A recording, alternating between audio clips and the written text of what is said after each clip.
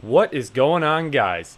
I am back with a video here on the TRX-4Ms. I know it's been a minute since I've made a video, but I had to save the next one for a special occasion, and I think we have it here.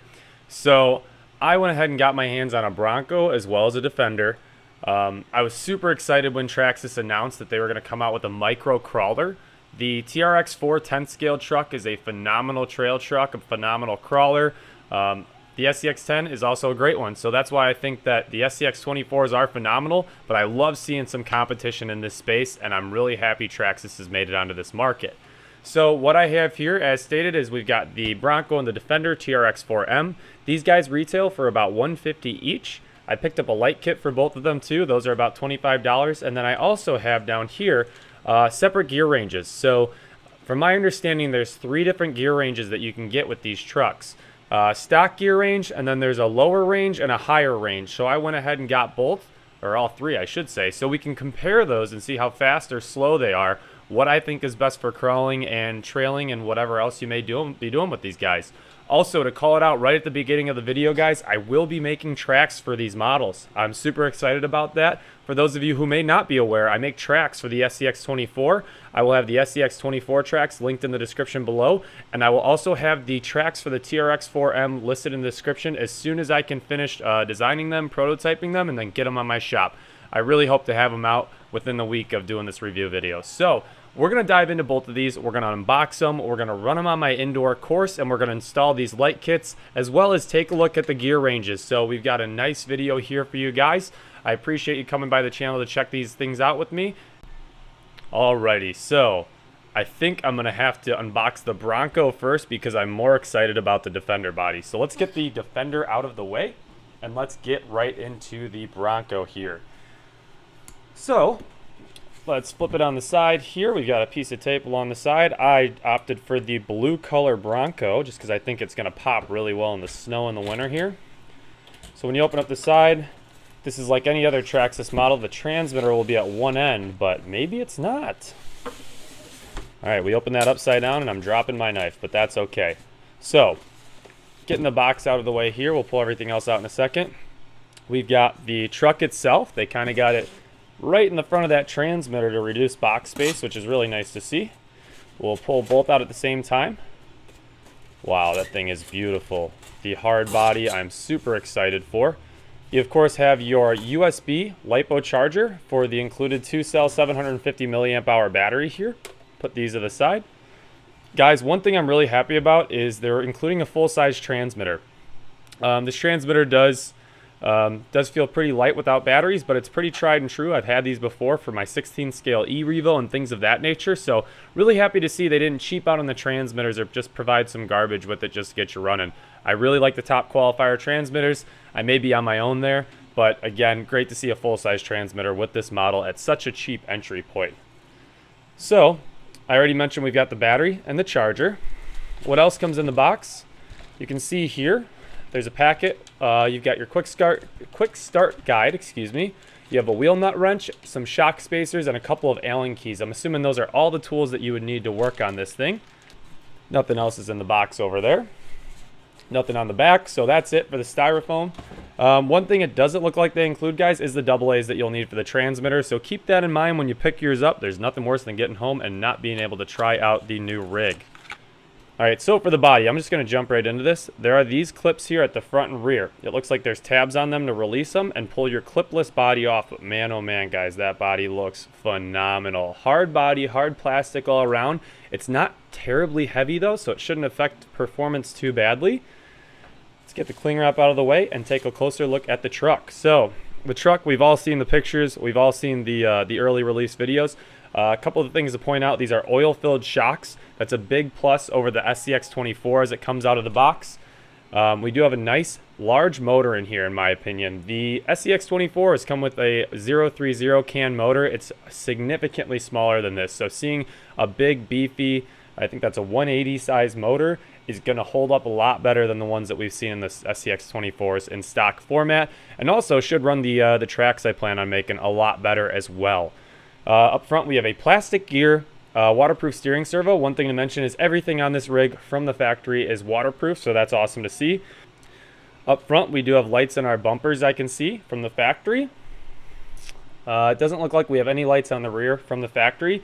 Beneath, we have a pretty standard 4-link setup. 4-link up front and 4-link in the rear.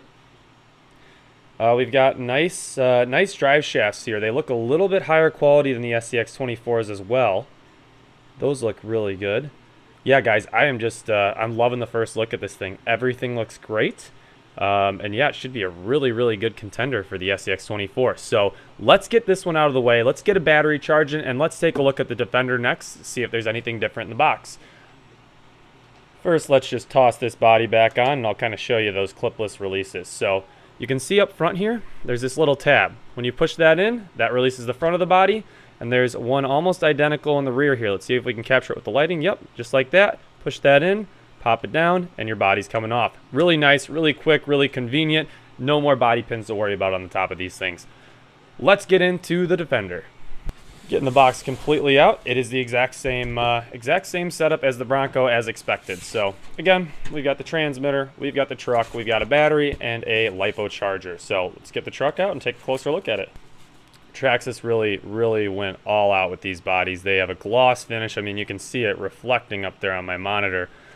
We've got some jerry cans and a fake spare tire cover in the rear. I wonder if you can open that guy up. I don't know. We'll have to do some diving into it. High lift jack on the rear as well. A nice roof rack to come with it. And looks like we got a faux winch up front to hide that, that clip for the front. But yeah, this one looks great, guys. Everything in the package is the same. And I'm going to compare the chassis now and check out the differences. So let's put this body here so we know where it belongs. And then we'll pull the Bronco back in. We have identical wheelbases. These tires do not come with foams in them. The tires on the Bronco, they appear to be a BF Goodrich Mud Terrain KM3. So scaled after a real tire, of course.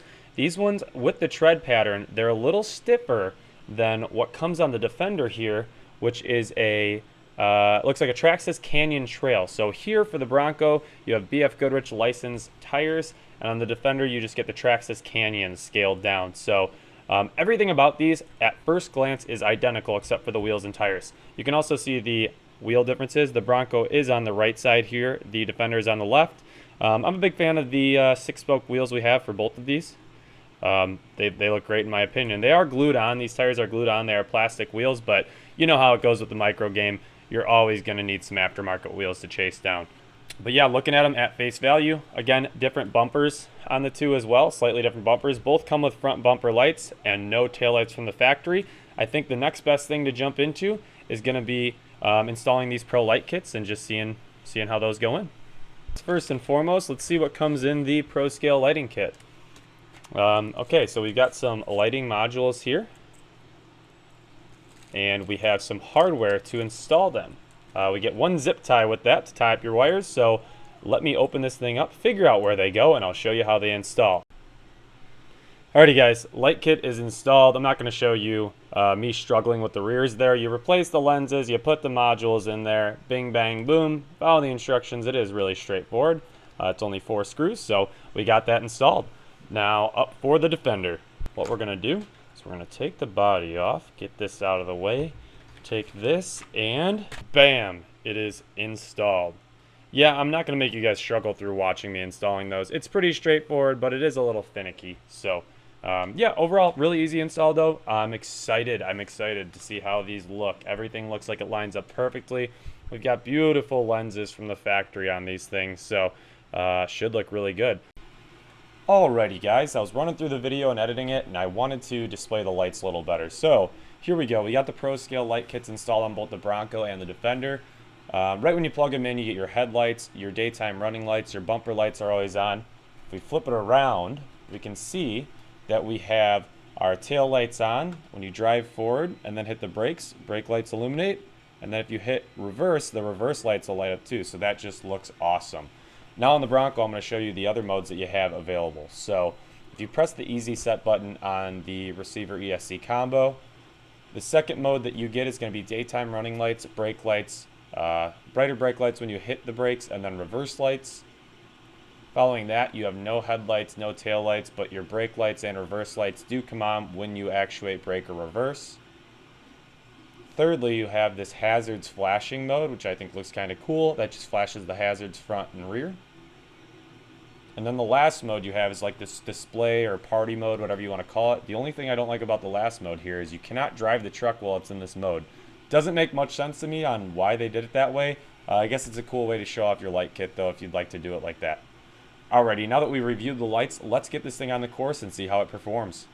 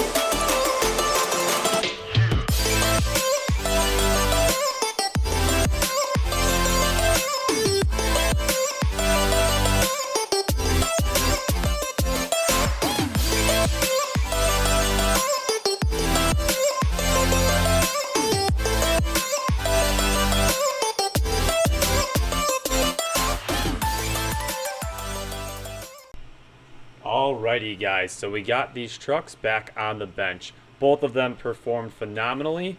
In my opinion, the Land Rover's tires are much stickier, much better at grabbing traction. They just feel softer. If you get to your hobby store, take a feel. Feel the Bronco's tires and then feel the Defenders. Defenders are certainly softer. However, the Bronco was the winner in performance. The Bronco could climb up steeper inclines due to the lower center of gravity, whereas you got all this extra weight up top. The Defender is a slightly taller model too, so you can see that there. In terms of chassis setup and everything, it's the same, but when you get that extra weight up top, Defender loses those steep inclines. Overall, really happy with the initial performance of both of these rigs though. They are incredibly quiet. The low range gearing may come into play though. If you're doing slower technical crawling like that, I could see where you'd want low range gears. I notice myself sometimes having to go almost full throttle to get the tires to start moving, so we're gonna have to swap that in and see how the speed is. So let's jump into that section and let's see the speed of these vehicles in their stock format and then as well as with the different gearing. Alrighty guys, so we got these things off the course. Now we'll be taking a look at the different gearing options that come for the TRX-4M. So the factory gearing, to my knowledge at this point, is the medium gearing, right? Medium gearing range, kind of good for crawling and cruising. It won't be the fastest, won't be the slowest. You want the most torque, you want the most speed. Probably just the best all around. I also have the high and the low range gearing. One I bought as a full transmission set, one I bought as just the gears. So I'm going to give you a side-by-side video of all three, how they perform, and you can see the difference in the speed because that's a big question that I have. So let's get right into it.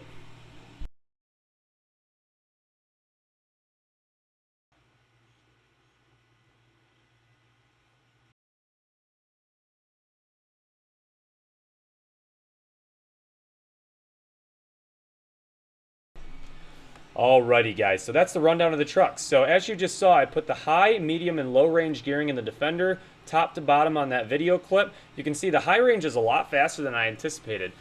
the stock range that comes with these things, the medium range, that's like a nice walking speed, a fast-paced walking speed when you're wide open throttle. The high range actually really moves pretty good, so that's probably only going to be good if you're like running it down paved trails or something like that. It does have enough torque to keep it moving, but I would probably suggest the medium range if you're just walking and trailing with it. Low range is great for the technical crawling you want to do, something with a little more throttle control, you know, that hard off-road terrain, maybe some mud, just want to get slow, realistic shots of your vehicles, that's going to be your go-to range. So, all said and done, these things look amazing, they perform amazing, they run super smooth. I really can't say enough about them. I'm super happy Traxxas got into the micro market. There's going to be more videos of these things that come on my channel, guys. I'm going to make tracks for them just like I do the SCX24s, like in my other videos and on my Etsy shop. If those are available for sale, the link will be in the description. I still need some time to develop them, print them, test them, and then get them out, but I hope to get that done really soon. Thanks for watching the video with me. I hope you enjoyed the review, and I hope to see you next time. If you guys like my content, please subscribe. It really helps me out. Like the video if you so please, and have a great weekend. I will see you guys the next time around.